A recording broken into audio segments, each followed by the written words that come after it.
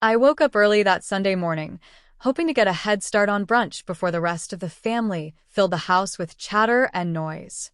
Mark was still asleep, snoring softly beside me, so I slipped out of bed and tiptoed into the kitchen.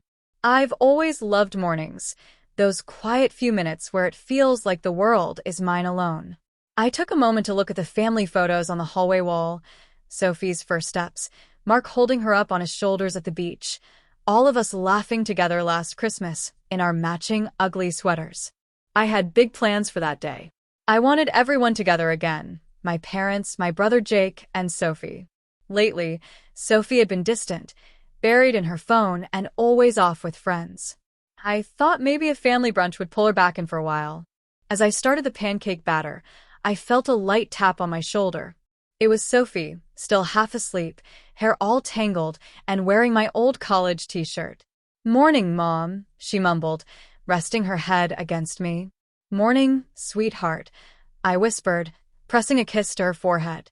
She looked so young and vulnerable in that moment, even though she'd been acting so grown-up lately. Mark came shuffling into the kitchen soon after, stretching and yawning, his hair sticking up in every direction. He kissed my cheek and ruffled Sophie's hair before pouring himself some coffee. "Smells like heaven in here," he said with that sleepy grin I still found adorable after all these years. By 10, my parents arrived, Mom with her endless energy and Dad making his usual big entrance, sniffing the air for food before even saying hello.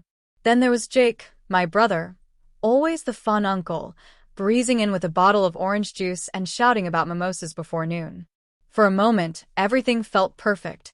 The kitchen was alive with laughter and teasing, plates clinking, the comforting smell of bacon and pancakes drifting through the air.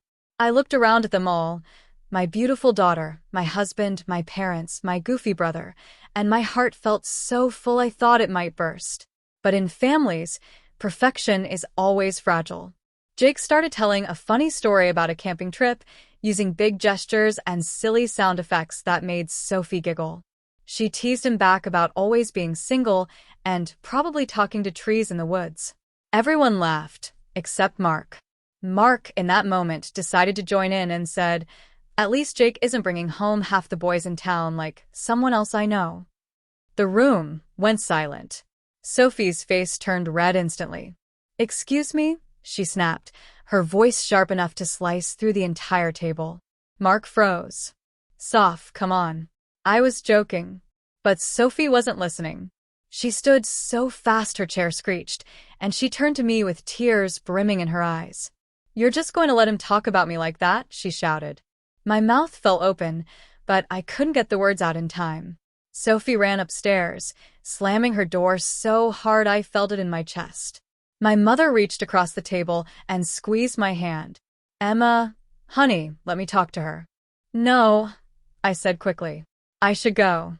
When I got to her room, I knocked softly. "Sophie, can I come in?" There was a long pause, and then a muffled, "Whatever." I opened the door and saw her curled up on the bed, crying into her pillow. I sat beside her and laid my hand on her back. "I'm so sorry, baby. Your dad didn't mean it like that." She rolled over, her eyes puffy and red. "He always makes fun of me. You just sit there and let him." I felt that accusation pierce me. "You're right," I whispered. "I should have stopped him right away. You didn't deserve that." She sniffled. "You think I'm just some dumb girl who messes around." I shook my head, pulling her into my arms. "No." "I think you're brave and smart and trying to figure out your life, just like I did at your age. I made mistakes too, but that's how we learn." She let out a shaky laugh, burying her face into my shoulder. "I feel like you guys don't get me at all." "We're trying," I said. "We might mess up, but we're trying. We love you more than anything." After a few minutes, she nodded, wiping her eyes. "I guess." Downstairs, the air was heavy and tense. Mark looked so ashamed, staring at the table like he wanted it to swallow him. My mom was fussing with the plates. Jake was nervously sipping his mimosa, and Dad looked lost. Sophie and I finally came back down. Mark jumped up right away. "Soph, I am so sorry. I thought I was being funny." I didn't mean to hurt you. You're my little girl. I love you more than anything." She stood there for a long moment. Then she surprised me. She stepped forward and hugged him. Mark's arms wrapped around her so tightly, as if he was afraid she'd vanish. "I forgive you," she said softly. "Just don't make jokes like that again." He nodded over and over, tears in his eyes. The tension broke just a bit. Jake made some silly comment about how this is why I stick to dogs, and somehow that actually made Sophie giggle. After that, we moved into the living room to play an old board game we hadn't touched in years. It was awkward at first, but slowly we found our rhythm again.